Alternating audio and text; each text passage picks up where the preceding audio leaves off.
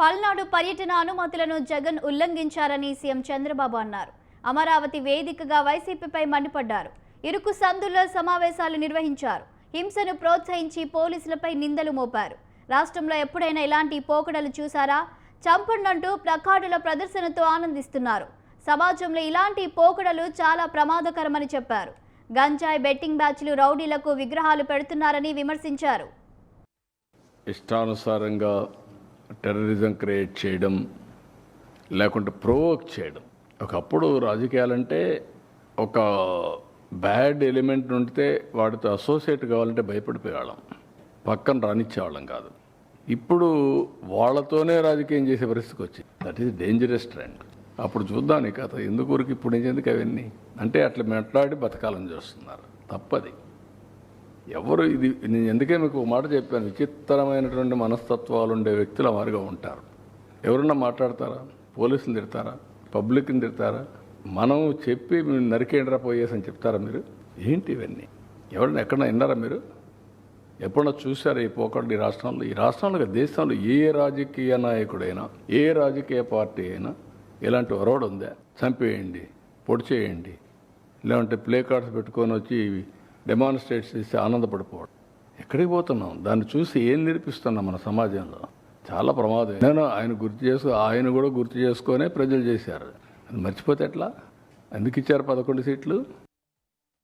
గంజాయి బ్యాచ్కి, బెట్టింగ్ బ్యాచ్కి, రౌడీలకి, హత్యలు చేసే వాళ్ళకి, అత్యాచారాలు చేసే వాళ్ళకి విగ్రహాలు పెడతారు. అందుకే మీరు ఒకసారి చరిత్రలో కూడా మీరు చూస్తే రాజకీయాలు మారిన తర్వాత ఇప్పుడు కొత్త బ్యాచ్, కొత్త విధానాలు తీసుకొస్తున్నారు.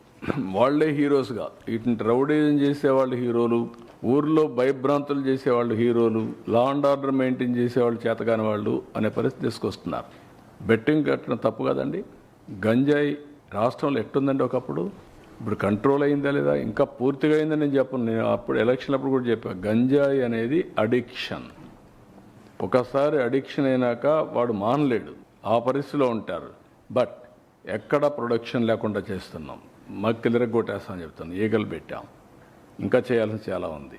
గంజాయి కానీ అది మన డ్రగ్స్ కానీ ఇప్పుడు ఏంటంటే ఎక్కడన్నా పోతే ఎంత బాధేస్తుందంటే 3 ఏళ్ళ అమ్మాయి పైన రేప్ చేస్తారు. అరే హ్యూమన్ బీయింగ్, నీ మైండ్ అంత ఖరాబ్ అయినాక నీ మైండ్ ఎట్ట బాగు చేస్తామండి? నేను అడుగుతున్నా.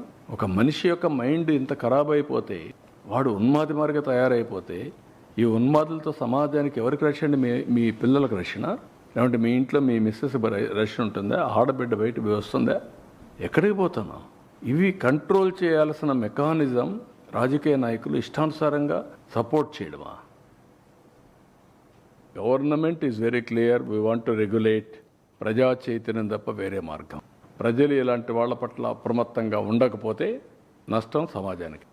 ఎవరికి రక్షణ ఉండదు, ఎవరికి లాభం ఉండదు.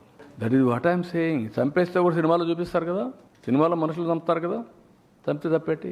మీరు చెప్పండి నాకు, నేను అడిగా క్వశ్చన్. అంటే ఇంక ఏంటి? నేను రేపు చేసినా చంపలేదు, తప్పలేదు, మా బాబాయిని లేపేసినా తప్పులేదు, నువ్వు అడగడానికి అంటే ఎక్కడికి పోతున్నాం మనం? నేను ఏమైనా చేస్తా, మీరు ఎవరు అడగకూడదంటే దాన్ని ఏమనాలండి? అలాంటి మానసిక స్థితి నుంచి రాష్ట్రాన్ని కాపాడుకోవాల్సిన బాధ్యత మనకు లేదా? దట్ ఈస్ వేర్ రాష్ట్ర ప్రజానికం ఆలోచించుకోవాలి. నేను ఎక్కువ చెప్పాను అనుకో, మీకు ఓట్లు వేసాం కదా, మీ పని మీరు చేయండి అంటున్నారు.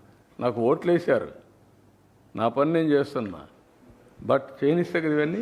24 గంటలు ఇదే పని అయితే ఎట్లా అవుతాయి? ఇప్పుడు ఒక గర్వంగా చెప్పుకుంటున్నా, 1 ఇయర్లో 25 SIPB మీటింగ్లు పెట్టి, 25 క్యాబినెట్ మీటింగ్లు అజెండా చేసిపోయి 5 లక్షల కోట్లు 10 సంవత్సరాల్లో ఎంత పెట్టుబడులు క్లియర్ చేశామో ఈ 1 సంవత్సరంలో 5 లక్షల కోట్లు క్లియర్ చేసి రావడానికి ప్రజలు సిద్ధంగా ఉన్నారు. మీరు రానిస్తారా అంటున్నా?